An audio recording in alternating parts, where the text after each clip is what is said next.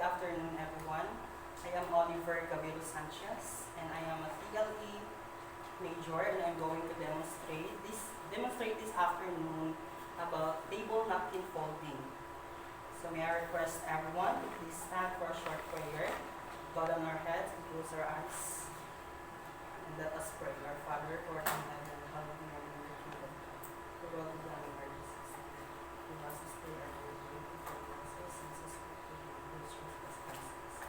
And lead us not into temptation, but deliver us from evil. Amen. Okay. Good afternoon, class.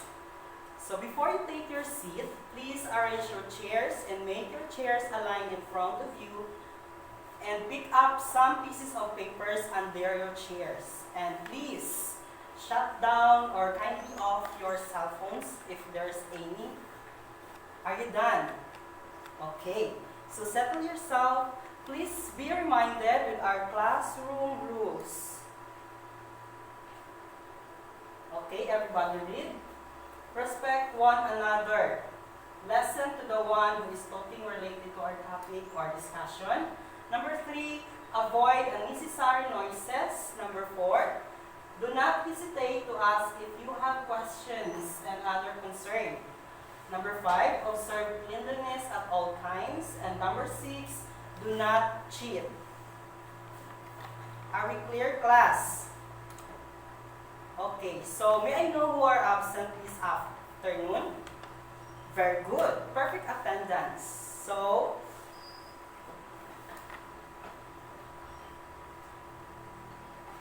yesterday we discussed about table appointments. So who has have an idea about table appointments? Okay, those glasses, those plates, spoons, forks, and other things that we can see in the table when we are going to take our meal is what we call a table appointment. Is there any questions regarding about that class? Okay, nothing. So now let's proceed to our topic this morning. But before that, let us have first an activity.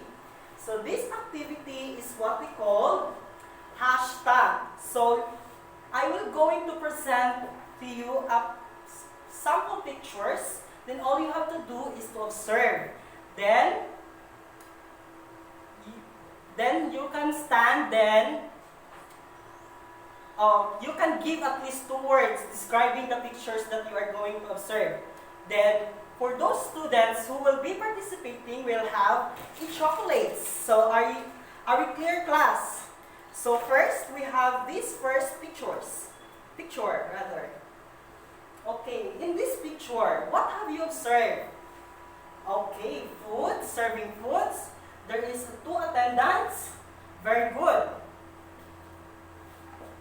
What else? Okay, there is a table napkins, glasses, a table appointments. Okay, very good.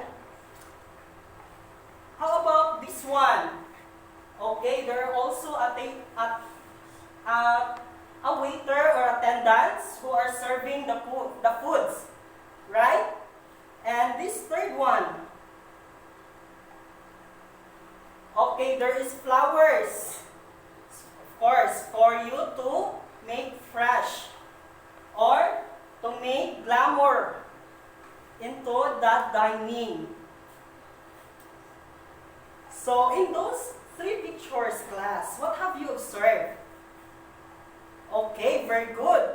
There is a table napkins or table napkins. So, who have an idea of what would be our topic this afternoon? Okay, very good. Table napkin folding. So, table napkin folding. So, our lesson for today, class, is about table napkin folding. So, who has an idea about table napkin folding? Before anything else, let us remind first our objectives. Okay, I must forget it. My God. So our objectives, everybody read. Okay, objectives. Define what is table napkin folding. Number 2, differentiate style of table napkin folding. Number 3, appreciate advantages of table napkin folding.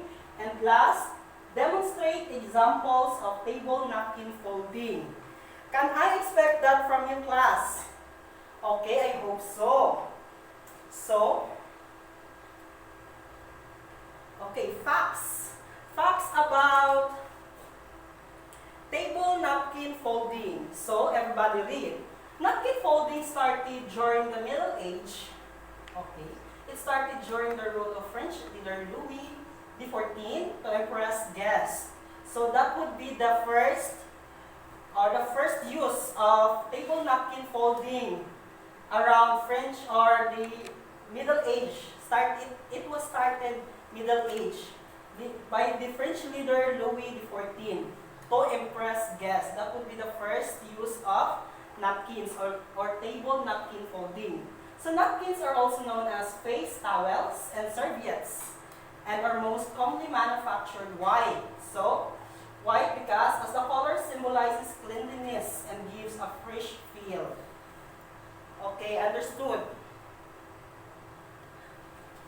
So, napkin folding is done with a table napkin. It is usually used in food and beverage services, in fine dining restaurants, hotels, and family service for table decorations to look more elegant and classy. So, of course, the example of table napkins is this class. Do you know that there is different sizes of table napkins? And those sizes are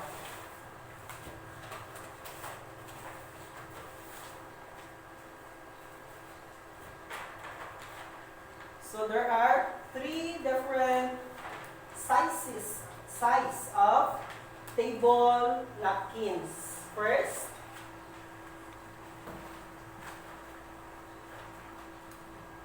three different size of table napkins. We have 14 by 14 or 14 inch by 14 inch for refreshment or small size. Then 17 inch by 17 inch for standard or medium size. And 20 by 20 for dinner or large size. So we're going to use the 17 by 17, which is the standard size, for our activity today. Are we clear, class? So you don't have any questions regarding about the history, backgrounds of table napkin folding. Okay, so since there is no questions regarding the history or backgrounds of the table napkin folding, let's proceed to the basic style of table napkin folding. So first, we have a candle. So, before anything else, I will give each one of you a table napkin. So, I have prepared there different colors of table napkins so that each color symbolizes your group. Later, we will have an activity.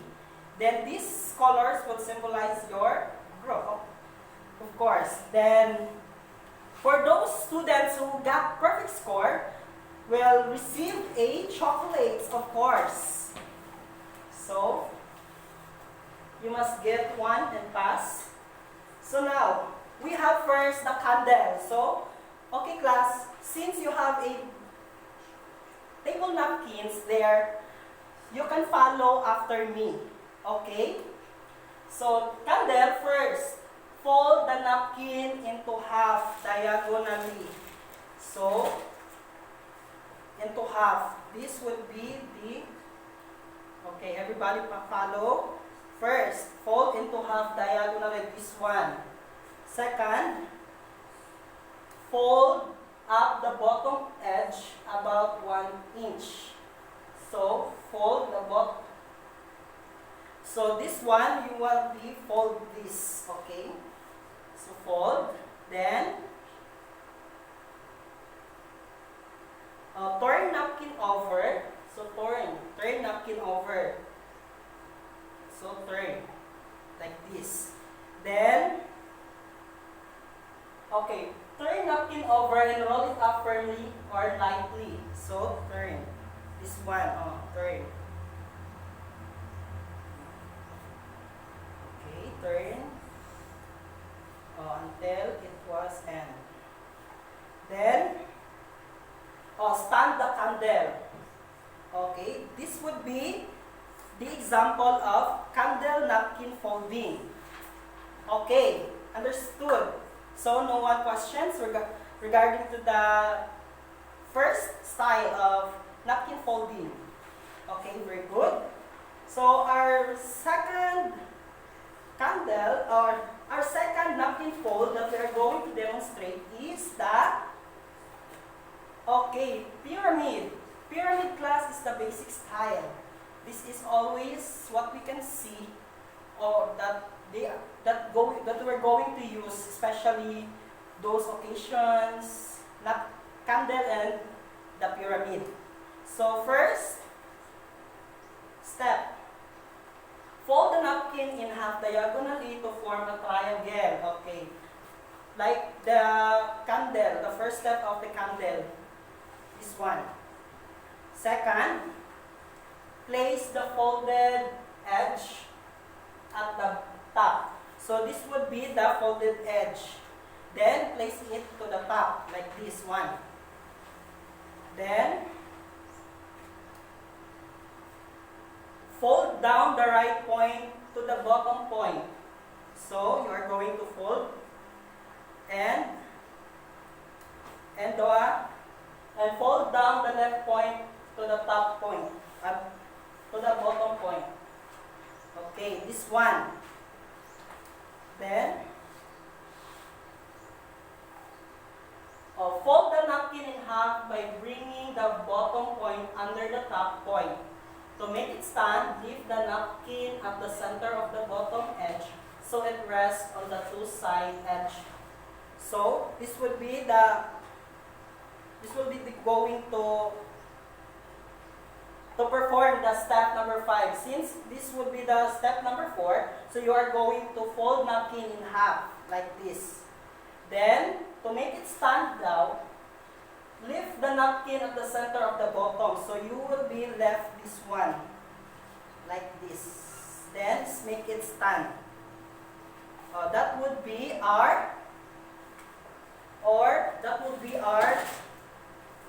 pyramid napkin folding. So, do you understand, class?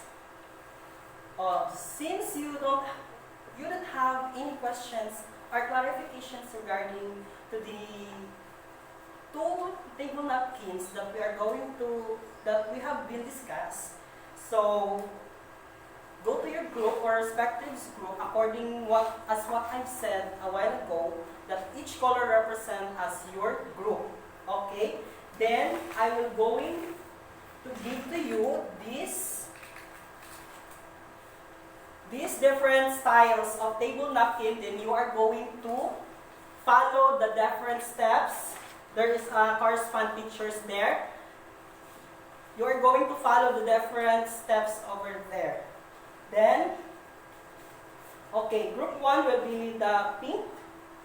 Group 2 will be the color blue. Or going to perform, group 1 will going to perform the stand fan or standing fan.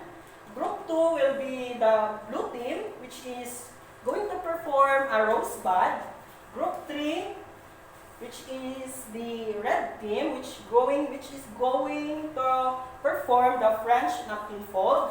And the last group, which is the violet color, will be going to perform the rose napkin fold. So I will give this to you, each group, so that you can perform. And I will give you 2 minutes to perform. Then, for the application also, we have a rubrics. First, we have a neatness on how your performance or your output would be clean or neat. It would be, or it has a corresponding points, which is 10 points. Delivery of ideas, 10 points. The cooperation, 10 points. Content, 10 points. And correctness, 10 points. So a total of 50 points. So for those groups that who is got the highest score, of course, will be the winner. So, okay, so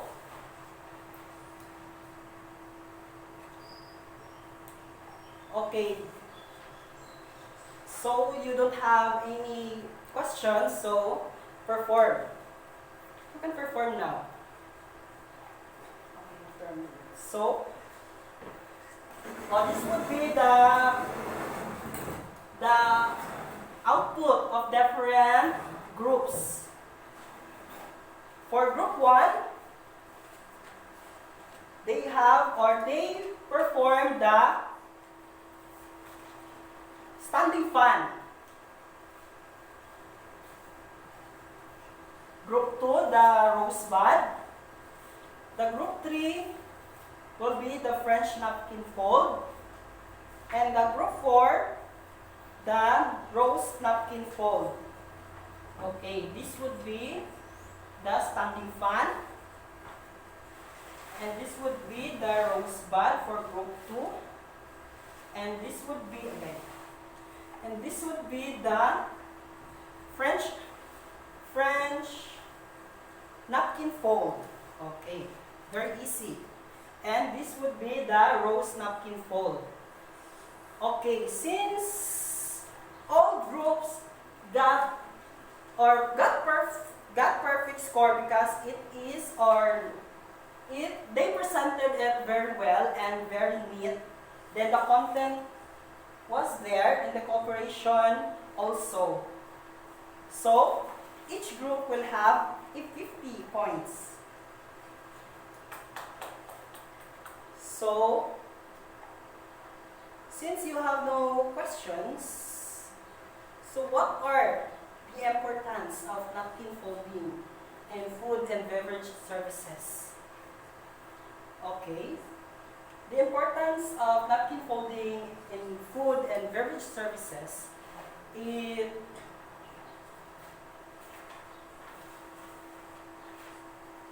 the manner by which the napkin is folded contributes the beauty of the table.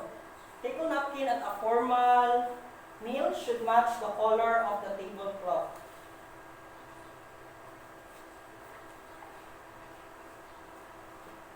So, the importance of table napkins are to catch crumbs, wipe our mouths, especially when we are start to eat.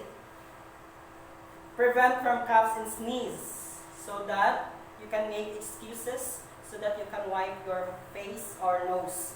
And last is to end the meal. That would be the importance. So how would you display proper etiquette in dining if you are about to sneeze? Okay. So when you are in dining or you are going to eat your meal, or especially dinner, when you are going to sneeze or cough, so you will be put your table napkins in your mouth, then you can be sneeze or cough like this. Okay, like this one. You can wipe your nose. That would be the proper etiquette using the table napkins. So, is there any other questions, clarifications regarding with our topic? Okay, since none, so let's have our assignment. For your assignment, with the same group, make a video presentation which is you are going to demonstrate the step-by-step of those 3 napkin folding that we have been discussed. Okay, are we clear, class? Is there any clarifications? Violent reactions? Okay, thank you so much. And that would be the end of our discussion. Thank you.